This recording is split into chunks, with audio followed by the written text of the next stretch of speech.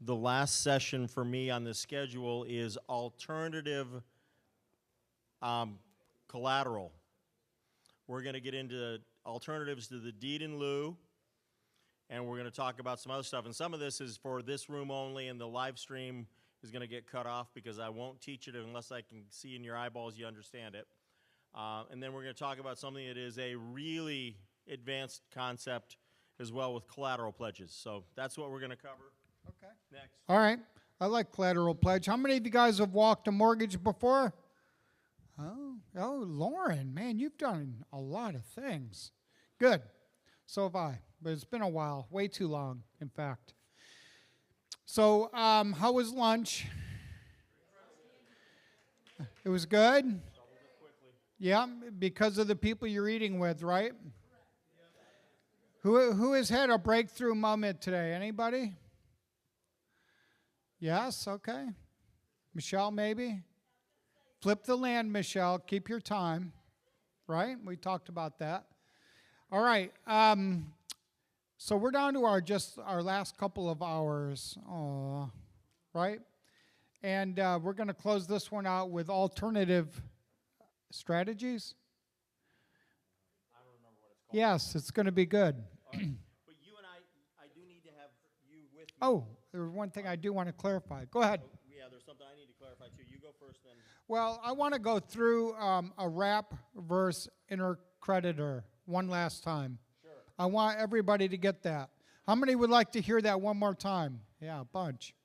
So let me take a shot at it, Jeff. Okay. If you're doing a wrap and your co-lender underlying is at a different rate than you are, then it'll be 2 mortgages, 2 notes, traditional wrap. Yes. If you're going to co-lend with somebody at the same interest rate, regardless of points, then you can go to 1 note, 1 mortgage, and intercreditor. Yes. You guys catch that? Which keeps your borrower's closing costs down for you guys that are borrowing. Some of the borrowers in the room are getting nervous because they keep hearing like 5 points and things. Remember, we got both in the room here. So if you're borrowing, you want to find people that are not in the room, ideally, and teach them how to lend to you with 0 points. Because your dentist doesn't understand points, okay? So I Jake, have plenty Jake, of did you have a people that question? lend to me at 0 points. So they're out there. Jake, did you have a question? No? It's the rate. It's the rate. It's not the dollar amount. You could have 2 people, one lending $20,000, one lending $80,000. They're both lending at 12% interest. Put them on the same note. Same length of time, yes. Term, yeah. Yep. How many wrap lenders are in the room? Raise your hand. And how many of you guys are looking for co-lenders currently? Okay. So, I have some, but I'm looking for more. All right. Sounds good. I'm working on a one right now where I need one for $70,000, roughly, and I think I've got that nailed down. But make sure you pay attention when I ask questions like that, because you can talk to people if you've got money just sitting, okay, or if you're trying to learn to lend. Jeff? Before you walk away on a Yes. different topic, we've got to talk about Quincy for just a minute. Okay, let's talk about Quincy. Have you heard from Quincy in the last hour? No. Okay. What happened? Nothing's happened. Oh, unless But he's Quincy texting wants me. to make it abundantly clear that there is no affiliation between him and Quest and whatever his nephew is doing. Oh, Derek, SEP IRA. Whatever Derek is Okay. doing has no blessing, no support, nothing. They're hijacking space without our consent, but I'm not going to get into the ugly. Yeah, okay. Anyhow, I'm glad. And Quincy was planning to come and couldn't make it. Yep. What were you going to say, sir? Jeff, you talked a little bit about what happens upon death. One of the concerns that my business partner has is what happens if somebody becomes incapacitated. In other words, if I'm not in the picture anymore because I can't pick up a pen, she's a bit concerned she's not going to have access to other resources I may have that's not at her disposal at this point. Okay. So there is a prudent thing that everybody should do if you're an adult and you have $1 or more to your name. You should designate someone as your power of attorney. And that could either be through a durable power of attorney, or it could be through a little more advanced, something that we call a springing durable power of attorney. Springing as in, once you're declared incompetent, or once 2 different doctors say you're incompetent, then the power of attorney comes into full force and effect. And that power of attorney would remain valid for as long as you are alive. Until you revoke it, yes. But you can't revoke it if you become incompetent. And keep in mind, we have Mary Hart, who's a fabulous estate attorney, sitting right here. Exactly. So if you have questions, we have So great, that- we have so, I mean, great that- lawyers in this room. That's Mary Hart's specialty. And so It is. let's just talk about it for just a second. And Mary, chime in where I'm going to leave a hole. So chime in, okay? Come on up, Mary. How many of you recognize you're an adult? How many of you realize adulting at times sucks? But how many of you realize you got to be responsible as an adult? So that means you should do certain things. One of them is you need to do some estate planning. One of them is you should have some life insurance. Another one is you should have some continuity planning in place for your business. So if I get disabled where I have a difficult time doing something, I have appointed a power of attorney that would come into place for me. If something happens to me otherwise, I have life insurance to assist with the transition of assets from one generation to the next. And then I have other things in place. And so you've got to do these things. You've got to do these things relative to your business, your personal life, your health care. What am I missing, Mary? Everything. I mean, you're not missing anything. Yeah. You got to do it for everything. Have an estate Yeah. plan. You got to, and you have to It's be your an ultimate adult. love letter. You have to be an adult. You have to take responsibility. I was flabbergasted when I had a client, 40 years of age, running a large company with about $35 million in assets. Proudly tell me, mind you, kids involved, proudly say, for the first time in my adult life, I have life insurance. I was like, well, I'm glad you do. How about a will? Yeah, I mean, it was one of those moments, and no one likes to think about it. No one wants to deal with it. No one likes the consequences. But the best way to look at it is, and Mary, how is it? Is it your ultimate love letter? That's what I call it, your ultimate love. Yeah. And it's where you're thinking about other people, Yeah. trying to make the Be an transition. adult. I mean, I will share this with you. You heard me say earlier last time I was up here, please pray for my assistant, Debbie. Because her oldest son, special needs, just got a rather unpleasant diagnosis. It's a long-term illness issue that they're still grappling with some more tests. But he's a patient at the Cleveland Clinic, and if there's a place in the world to go for this, it's there. So that's cool. But what I bring this point up is Debbie's one of the beneficiaries on my life insurance policy. So if something happens to me, since she's my main key employee, she's got 2 years of living expenses covered while she helps my kids deal with the transition. That's neat. So yeah, that's kind of Good important. question. That's leading. That's leadership. Good. All right. All right, Jeff, take it away. So I want to do this. How much time do I have? Because I want to kind of judiciously use it. Okay. Not a lot of time. So I guess y'all are going to just have to hold those questions for a little while. Okay, so how many of you, we're going to do it backwards. Turn to page 186 in your book. 186. How many of you have ever heard of a deed in lieu of foreclosure? How many of you have ever used a deed in lieu of foreclosure? How many of you have used a deed in lieu of foreclosure correctly versus incorrectly? And how many of you don't know the difference? So let me tell you what's incorrect. Barney and Betty Rubble are lending to Fred and Wilma Flintstone. At the closing table at Bedrock Title and Escrow, Fred and Wilma sign a promissory note, they sign a mortgage, they sign a personal guarantee, and they sign a deed in lieu of foreclosure in case they default. They've just voided the title insurance. They've just created a title problem, and the title company, if they're following the rules, won't close the transaction. Because the title company is being asked to insure something that's not the truth.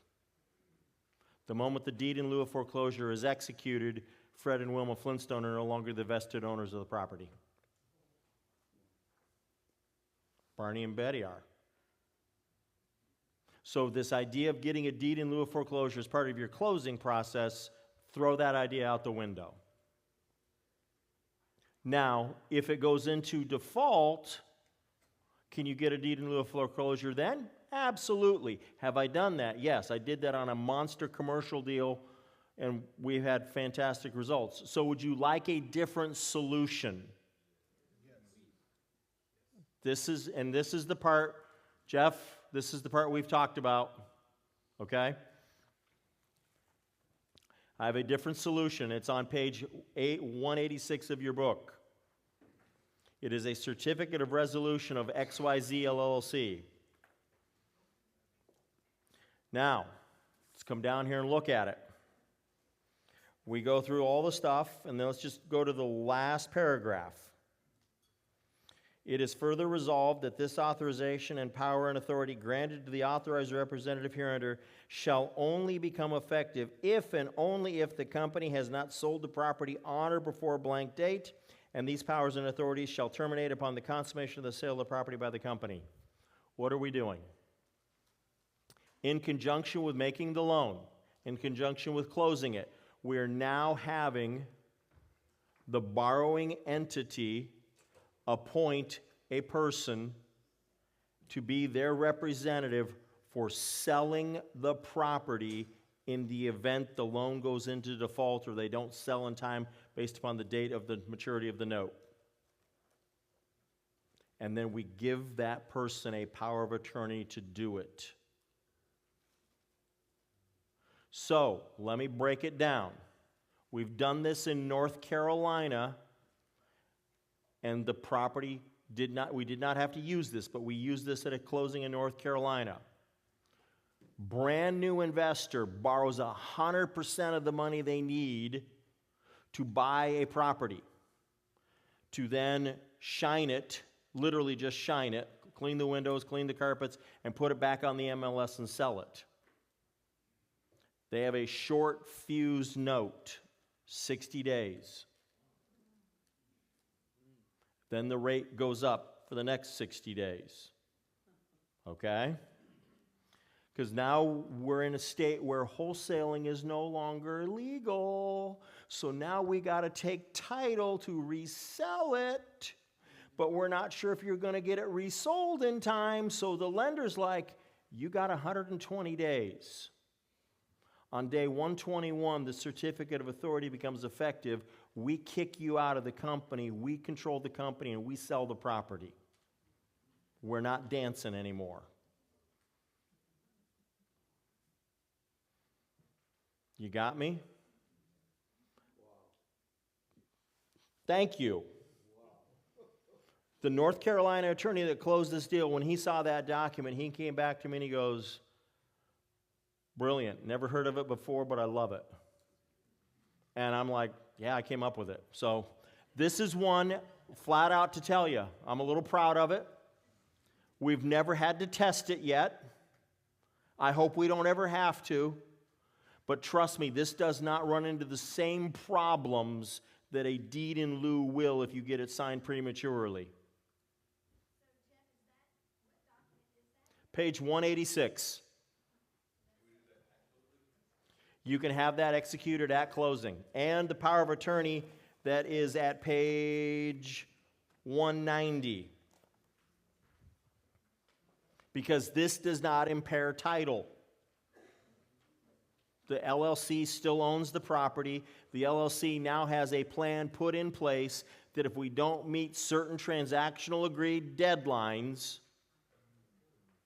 somebody steps in and takes over.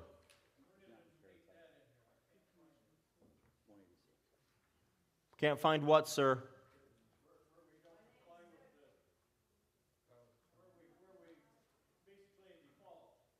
Okay, so if you go to the last paragraph on page 186, this shall only become effective if and only the company has not sold the property on or before blank date, 20 blank. And these powers and authorities shall terminate upon the consummation of the sale of the property by the company. So we're not changing title, so we don't goof up bringing in an FHA buyer. We're leaving title with the same entity that took it 60, 80 days, 90 days ago, 120 days ago. And now we just have somebody else running the show on this particular deal. Who would that be? Whoever the lender wants to be appointed. The lender picks that person. Bill, I'll get to you in just a second. Okay? We're going to... Okay, Bill, it's your turn, because I can see now this is just going to go cascade. So, let's say you're not using an LLC, but you're using a trust. You could use similar verbiage giving a letter of direction to the trustee, correct? I'll ask the question again with the microphone. Okay, let's say you're using a trust instead of an LLC. Using similar verbiage as a letter of direction to the trustee, something like this could also be used that way, correct? Correct. Correct. Yes.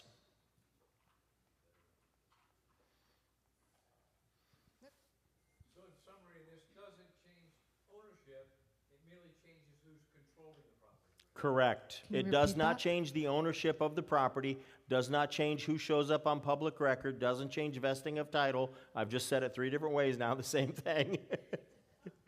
And so we're not messing any of that stuff up. We're not screwing with title insurance. We're not messing up an FHA buyer coming in. We're not messing anything else up. We've got no transfer. We've got no transfer tax. We got none of that going on.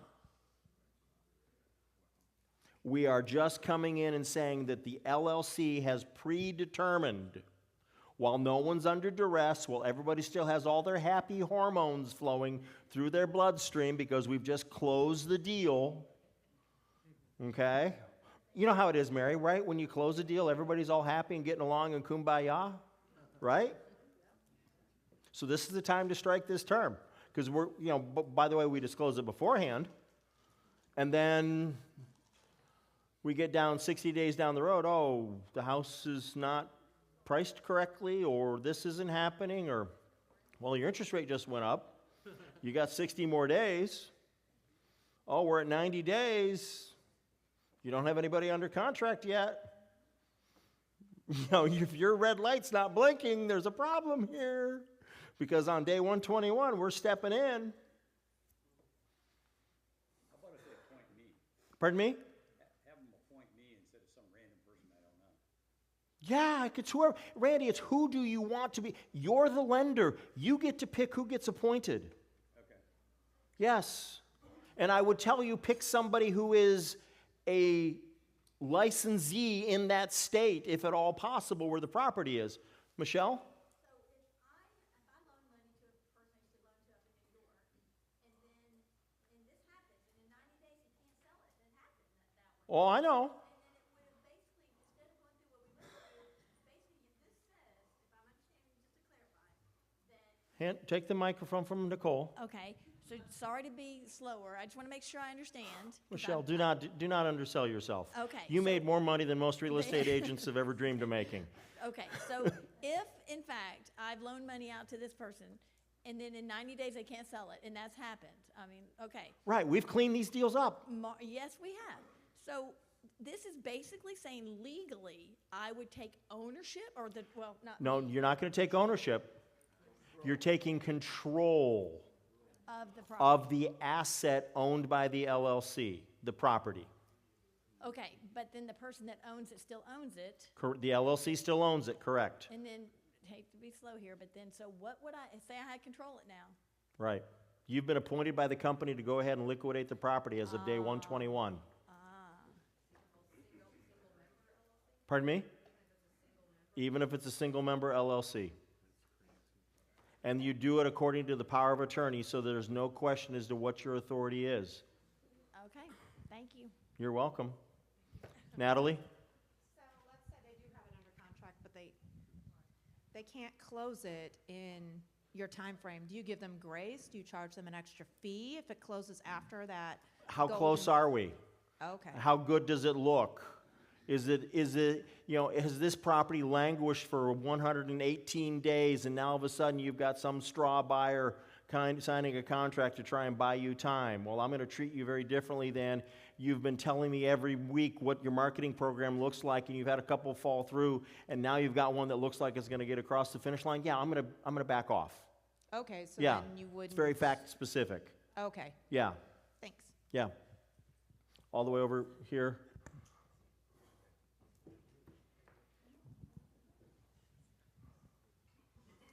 Okay, so I think you just clarified my question, which is, why would you jump to take control of the property instead of, in the original documents that you draw up before you close, write in an extension clause?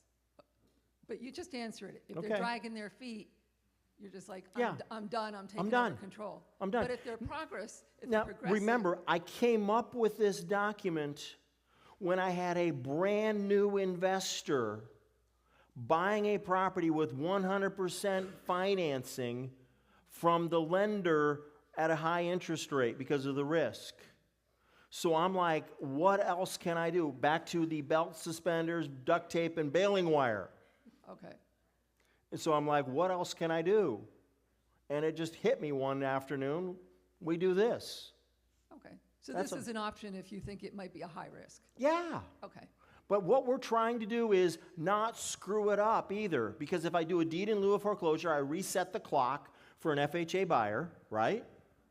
I've got transfer tax. I've got also, who knows what liabilities I've pulled in. I've got other liens that could be an issue. I don't know what I've got.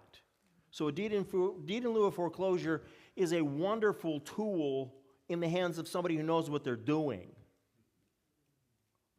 But don't get it done don't get it signed at the closing table. All right? Sharon. So does the borrower forfeit their profit if it gets taken back by the lender? They may. Depends upon what the property sells for versus what the payoff on the loan is. But if there is profit, They would still get their potentially- profit, yeah. Yeah. Yeah, because it would flow back to the LLC. Minus the cost of the transaction and the closing costs and pay off the lien, yeah. Is the POA tied to this? Yes. Yeah. Is the POA tied to this? The answer is yes. The POA that's immediately after it in the book is tied to this. Yes. Can the attorney, in fact, be compensated for their time? Are they a licensed professional for doing this? No, they can't be compensated. The statute says they can't be. So you would want it to be someone that's a CPA or an attorney or Preferably a real estate licensee that can be compensated and make sure, because then they can probably collect a commission out of it. Question. Where are we? All the way back there. Oh, yeah, yes, ma'am. So if this is not done, since we just learned about it, if this is not done at closing, is it too late? We come in and try to get the borrower to sign this? So let me rephrase your question, because I think I know where you're going. Jeff, I got a deal that's kind of wobbly and has me nervous. Yes? And could I use this in an after-the-fact scenario? Yes, you sure can. You can Thank get you. this done, you can get this signed at closing. Don't you dare do this to me, though, please. Just, I don't want to see the two of you conspiring against me. You can do that. Okay? Thanks. Great. Now, because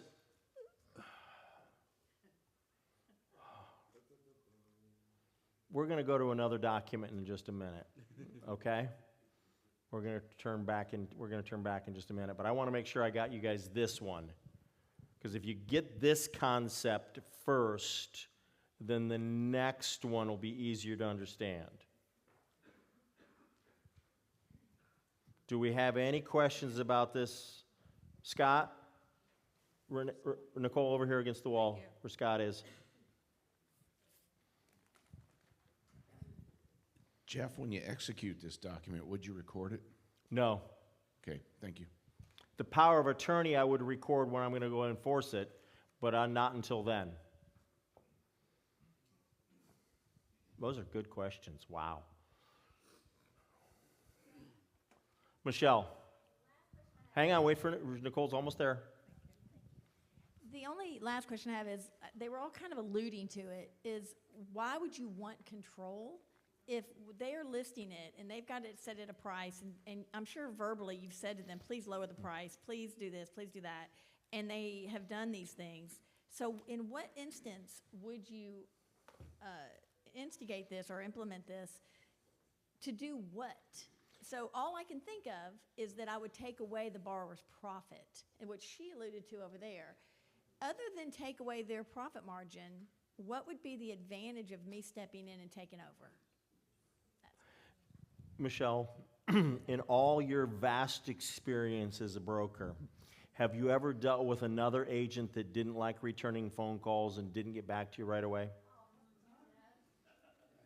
What if you had a seller that was so busy doing 3 other or 40 other things that getting this property sold wasn't a priority because most of their profit had already disappeared in the accrued interest cost, so it didn't really matter to them, and so they didn't care to respond to the emails and the phone calls and the text messages? Okay, that makes total sense. Thank you. I'm sorry I missed that. No, I just had to speak your language, that's all. And every other agent in the room goes, I get it. I got that. That happens a lot. So yeah, okay, then I take it over some. Okay. Yep, okay.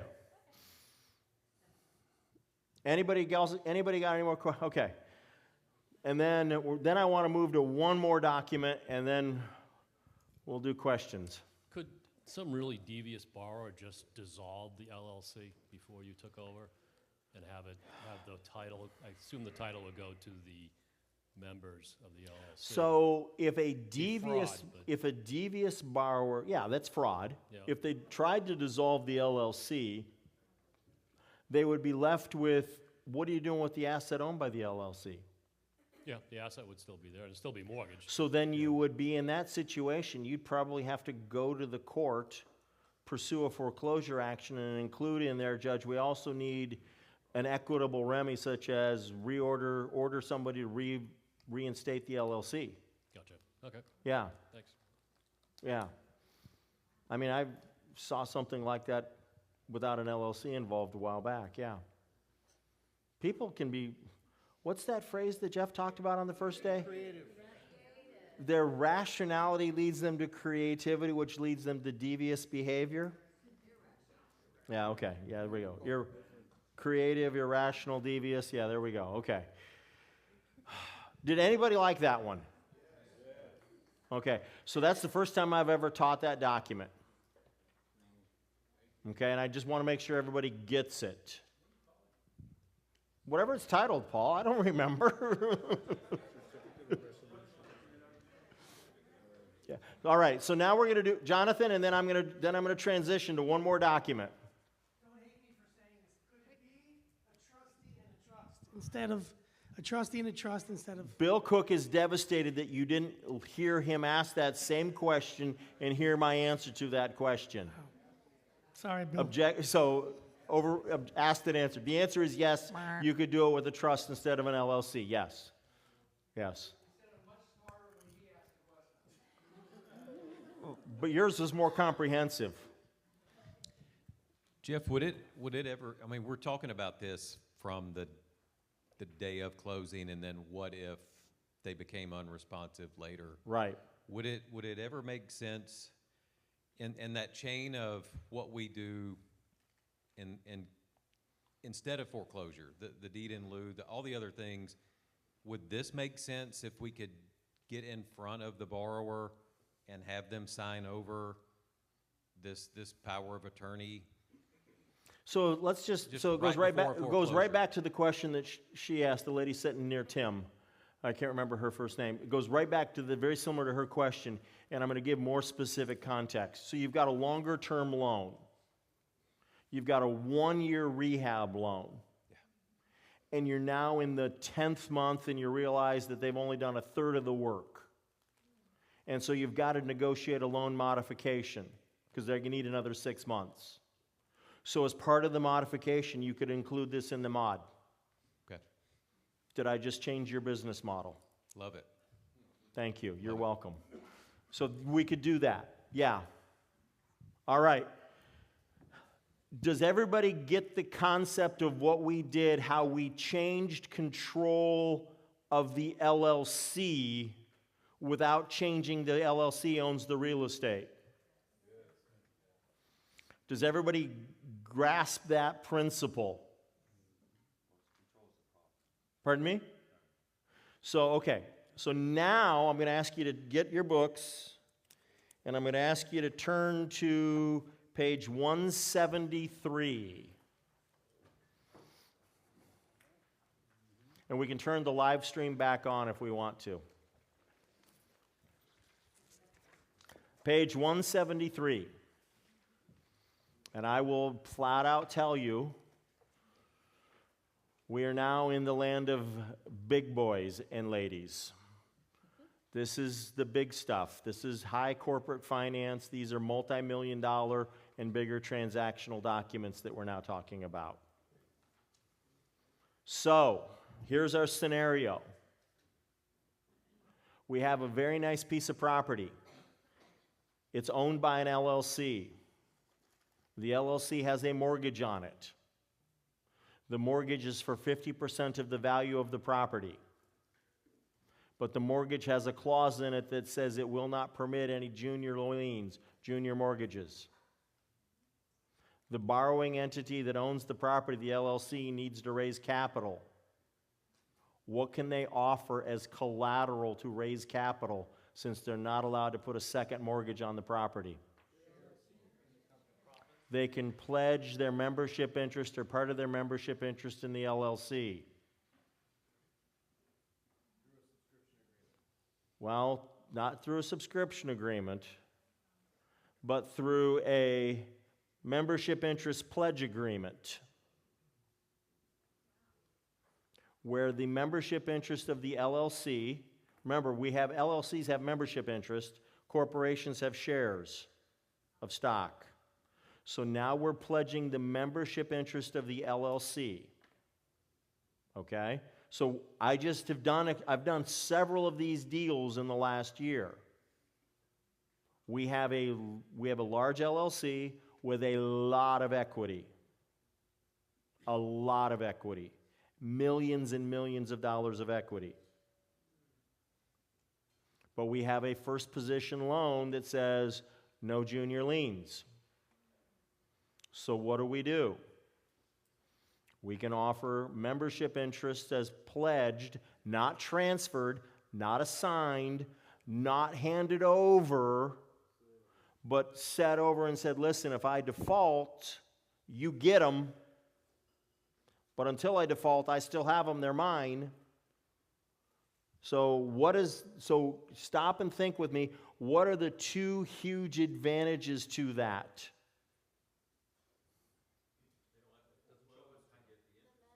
They don't have to sue and win and foreclose and worry about a charging order and worry about the LLC operating agreement treating them as a creditor instead of as a member.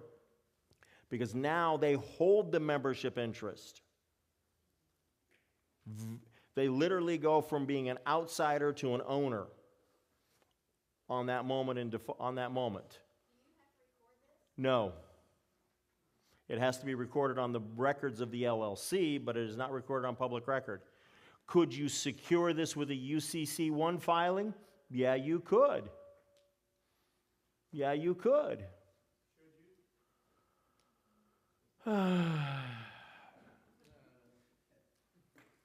How paranoid are you? Then record one. Then record one. Okay? Mr. Rhodes, I see a hand in the air.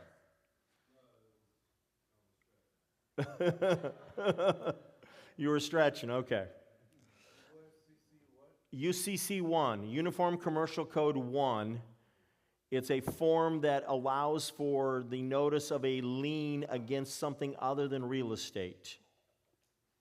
Against fixtures, against personal property. I've seen them listed against everything from John Deere tractors to napkin holders to salt and pepper shakers to tables and chairs for a agritourism restaurant that had all of that. As soon as I say John Deere, Mary's face lights up because she's had to see the same thing then, yeah. Okay, so yeah, that's a UCC1. We're back over here to this membership pledge agreement. Do you understand how we can unlock equity that would otherwise be dead and trapped? Forrest?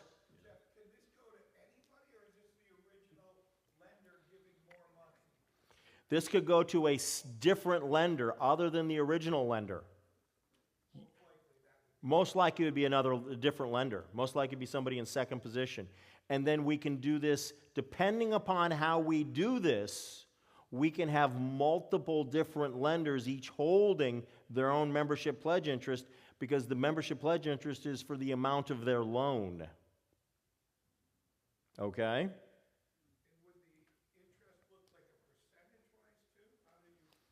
What do you mean by a percentage? A percentage of membership interest to the LLC? Yes. Yeah. Right. Yep. And so if you, yeah, okay, I'm going to get ping-ponged here. You and then over to Michelle and then back in the middle. Blue shirt, Michelle, then gray shirt.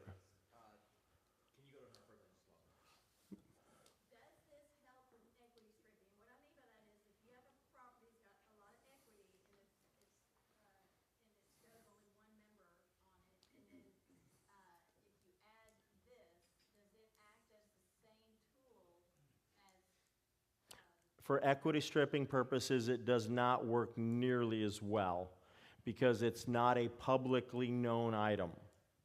Equity stripping is usually done with something on the public record to make an entity look like it has more debt than it really does in order to reduce what is the perceived equity in the property. Correct. So this is not a public document, not recorded, so it would not have that unless you did the UCC1 and you were certain that the creditor-predators were going to go check UCC1s, but they don't normally do that.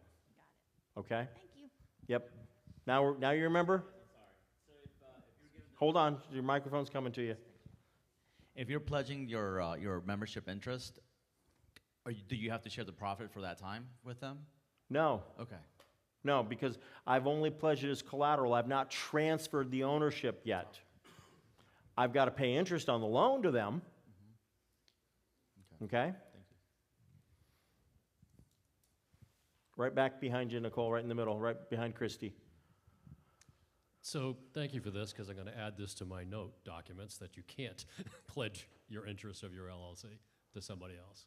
All the members and all the ownership have to stay the same during the term of the loan. Is that? Oh, you're just really tightening somebody down, aren't you? Yeah, absolutely. Thank you. Thank you for that.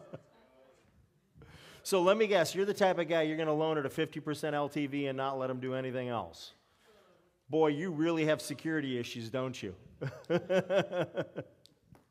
Jeff, what would the mechanism be if you were the person that was given the pledge, you had to execute that to then move forward to get paid back. Sure. It would be file a lawsuit based upon the default of the promissory note, and the prayer for relief would be to an order from the court saying, I now own. And then coupled with that court order, you show up at the next, you just notify everybody else, hey, I'm now in control of this LLC.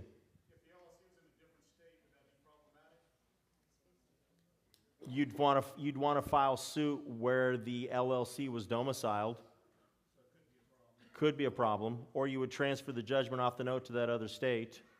But if the note language tracks a different state than the pledge agreement tracks, that's a little bit of a warning sign. That's a big warning sign. Don't do it.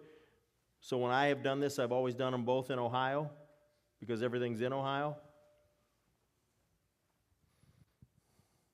Yes, ma'am. Okay. Let's run it, right? No, this is good. We just ate lunch.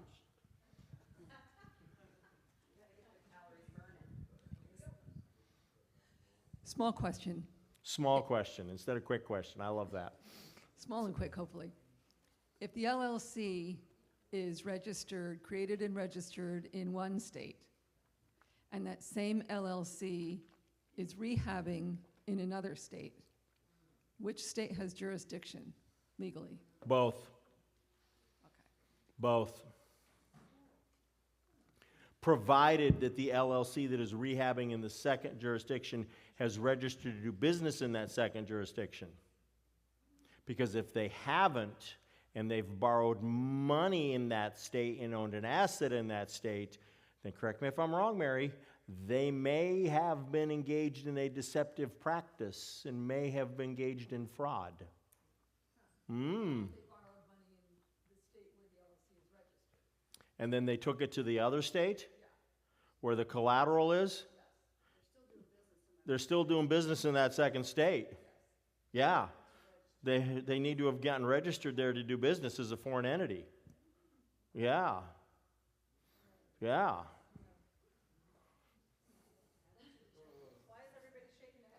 Because here's why they're shaking their heads. We all love easy. We all love easy. But I love something different, okay? I love solving problems, or I love preventing problems before they happen.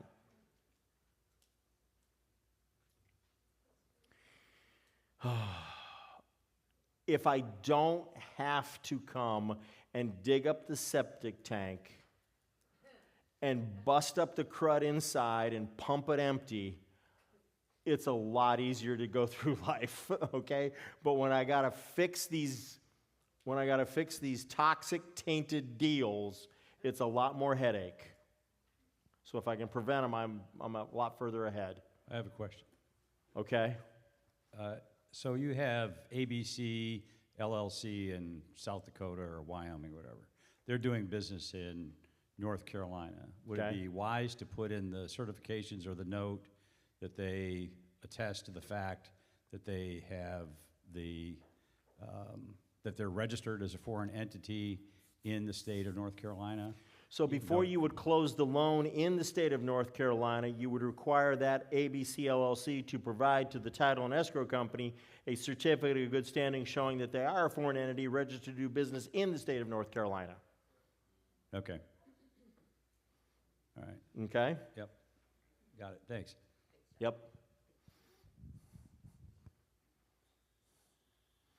So 2 questions, and then I'll put it on pause.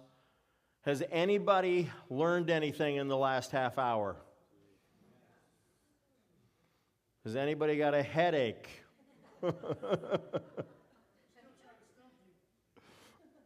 That can happen. It happens often. All right. Y'all did amazing. I mean, I was really scared to teach this stuff because I was like,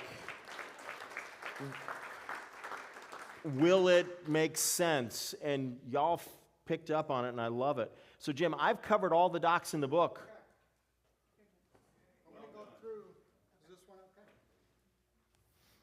All right, let's do it again. No, no. You guys are awesome. I didn't mean that. I want to go through wrap first, intercreditor. Okay, again. yeah, yep. Because yep, I yep. want to make sure. Who'd like to do it one more time? Wrap first, Okay, we're getting less hands. Okay. Well, let's So, have them give the fact pattern and think what it is. All right. Who has the guts to raise your hand again? John's got it. All right. Let's hear from you guys. Okay, so intercreditor, first of all, is side by side. It's the same note or the same mortgage or the same note and mortgage. It's a bunch of different variations. Not sure I got all that correct, but it's a side by side versus a wrap where the wrap lender is essentially the focal point, receiving and controlling the money and paying other loans and their own. Well, let's say the wrap lender and the underlying have the same interest rate. That equals intercreditor. One loan, one mortgage, one note. Yes. That is one. If they have the same interest rate for the same term, but different dollar amounts, one note, one mortgage, use an intercreditor agreement in order to determine who's got the Let's do it this way. responsibilities Patty Bain, come on up. if something goes wrong. We're going to make it visual, okay? No, not All right. mirror. I know you love different being on amounts. stage, Yeah, right? Patty. Let's say, let's say I'm going to loan $180,000. Patty's going to loan 20. That's good leverage, right? Mm-hmm. And then we're both going to loan at 10% to the borrower. So which route would you go? Intercreditor or wrap? Good answer. So one note, one mortgage, lower closing costs for the borrower. Got it? Now let's say she's at 180 and I'm at 20, but I'm going to charge 10% and she's charging me 8%. So I can make extra interest on the arbitrage between the two rates. What is that? It's a what? Does that make sense? Two different notes, two different mortgages, because you've got two different interest rates with two different sums of money, even though they're both lent for the same period of time. It's going to have the same collateral, it's going to have the same borrower, but because they're different interest rates, we want to separate them with two different sets of loan docs. And let's say there's a third person involved. Mary Hart, come on up. So you and Patty are both going to lend with me. Okay, how about this scenario? But all three of us are going to lend together at 9%, just different amounts. 180, 50, 10. How would you do that? Pari passu with an intercreditor agreement. Right, Yep. pursue, yeah. All right, thank you. I think they got it, Jeff. I hope so. That's like, I want you guys to be experts in financing because it unlocks all of real estate. All right, yeah. Okay, so I understand what to do when. I don't understand the why. So which and the why being, what's the challenge or the problem? What's the magic sauce for the lenders being the same rate? No, what's the challenge that occurs if I put all the lenders on one set of paper at different rates?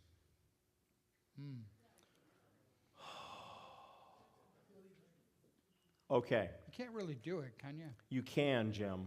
You can, but it's really complicated. And it gets messy if something goes wrong. It gets really messy if something goes wrong. So for simplicity, is and that then okay? let me put it to you this way. You're a smart real estate investor and you know it's complicated. Something goes wrong. Do you think you can get a judge that could barely get a C in real property to understand it? Good now point. I understand why. Thanks. Simplicity. Yeah. Because here's what I want to understand. We'll take it. If I want you to draft by design.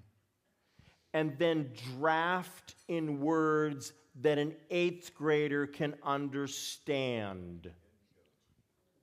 Because there's a chance, there's almost a 100% chance that somebody in this room will do a deal that a complete, total stranger is going to have to look at the paperwork and figure out what was meant. Given the number of people in this room, given the number of deals that you're going to go do, because all of you are going to go do something with this, right? So the chances are, out of 1,000+ loans that this room does, at least one of those loans, something's going to happen where you're going to have some complete total stranger look at it and try and figure out what happened. And if you write it on purpose, on point, at an 8th grade level, you've got a really good chance of getting that to happen. Or get a good lawyer to help you. Right? Exactly. Don't Yeah. don't do LegalZoom. And don't Legal do, doom and gloom. I love ChatGPT, but don't go there for your legal docs, okay? Honestly, people are, and it's scary. Yep. All right. All right, this the- I is want this- to. I want to do a survey again. Okay, and then we got one Who last are the question. borrowers in here? Raise your hand. Okay. And how many of you guys leave your hand up if you're looking for a new private lender? How's that? Oh, wow. So you private lenders in the room and hard money lenders, there's a lot of fish in that tank, okay? And then you guys that are private money lenders, raise your hand. Hard money lenders, raise your hand. You guys y'all need to get to know each other, see? All right. And people that are looking to do wraps, looking for a co-lender. Okay. That's why we network, right? And we build relationships and we collaborate. All of that. What were you going to say, Rita? Yeah, I was going to take it. I've been waiting. Yes, go ahead. Okay, so before, when you had 3 people on stage, you were all the same term, the same interest rate, different principal amounts, and that's intercreditor agreement. Yes. What if one person is getting the points? Just because they're We're going to spell that out in the intercredit agreement. Yeah, who gets the points. it's in there. It's up front and it's all documented. Everybody, I think it's important that everybody knows what everybody's getting. And as a wrap lender, I think it's important that your underlying folks and your co-lenders know what you're getting. And if they have a problem with it, you're working with the wrong people. Again, like, keep in mind, when you're doing wraps, Chuck, jump in too, but when you're doing wraps, if you've got the borrower, you've got the whole thing. And you're bringing somebody in to participate with you, but you're doing all of the work. You're doing the underwriting, you're doing the servicing, you're doing the closeout at the end. You're collecting payments, you're dispersing payments. And as a benefit to that, your co-lender does nothing. Zero. I mean, it's very, very passive. But as a wrap lender, you're going to earn a lot more ROI, but you're going to do a lot more work. There's more moving parts, more to manage. Accurate? Very accurate. I'm going to drive the point home with this comment. Okay. So Jim has $20,000 and he wraps $80,000 from Mary to make a $100,000 loan to Chuck, who's buying a $150,000 property. There we go. Because it's a $100,000 loan at a 65%, 66% LTV. What's Mary's actual LTV? Mary is almost at 50% LTV. Is she in a good, comfortable place? Yeah. That's risk management right there. It's So- good perspective. So she's in a low-risk spot, so And she's if not first entitled to a posi- premium first on the interest position- rate. first position. She's in first position with a really good low LTV. Yeah. So the interest rate isn't as important to her because it's not Yeah. as much of a risk. It's Interest true. rate is a function of risk. We in real estate have lost this, in the real estate investing world, we've lost the point. fact that interest rates are supposed to reflect risk. But instead, it all is about the greed and how much we think we can get. That's a fair point. Yeah, okay. You guys catch all that? Was there one more question? Okay, go ahead. Jeff C., are you ready to roll? You're mic'd? Have him come up. So Come on up. forgive my ignorance on this, but you made a point that this was because this started because North Carolina is a state that doesn't allow wholesaling. It's actually South Carolina, not North Carolina. And Yeah. Virginia. Virginia doesn't like it. North Carolina doesn't like it. Tennessee doesn't like it. Oklahoma doesn't like it. Ohio. Illinois doesn't like it. Alabama, you name it. I mean, the model of wholesaling that we've seen for the last decade is Changed. dying, and they don't know it yet. Yeah, shifting. And so you've got some people in your inner circle that have come up with a genius idea of how to overcome that. So, That's a good group. You guys should join. boy, was that another pitch for? Yeah. Man. Rehab You'd think I would, Evaluator. Jim, you'd Thank think you. I would promote my I'm own going to little- email you guys all the link. Don't worry. Thank you, So Jeff. the And I think I'm going to have Jeff back on soon. So Jeff, we the question is, I understand that that's the case, so again, it's the why was that important is what, that's where I feel Okay, ignorant. so I didn't connect one dot, and I lost you, and I'm sorry. So we had a brand new investor they thought they were a wholesaler. And they put a property under contract, and then they realized they couldn't do an assignment of the contract. They had to buy it, become the owner of record in order to then be able to legally market it. And so they had to go get funds, and they didn't have any money because they're like the typical wholesaler, they're broke. Okay? And so they got no money, so it's 100% LTV, so we got to be extra cautious with belts, suspenders, duct tape, baling wire, and a noose. Okay? And so that's why we set the deal up that way. Now, you want to know the shocking thing about it? Please. They performed and they made more money than if they would have just gotten an assignment fee. There you go. Because the property sat on the market, got greater exposure over a longer period of time, more potential buyers who offered more money, and everybody won. There's something to be said about just buying cheap property, throwing it on the MLS, and walking away. Patty, you just did that recently. Worked out good, right? Sometimes. Yep. All right. So, I'm going to turn my mic off. yes, come on up, Jeff C. And is anybody doing transactional funding for wholesalers? How do you like it? Renee, you've been doing a bunch of it or getting ready to?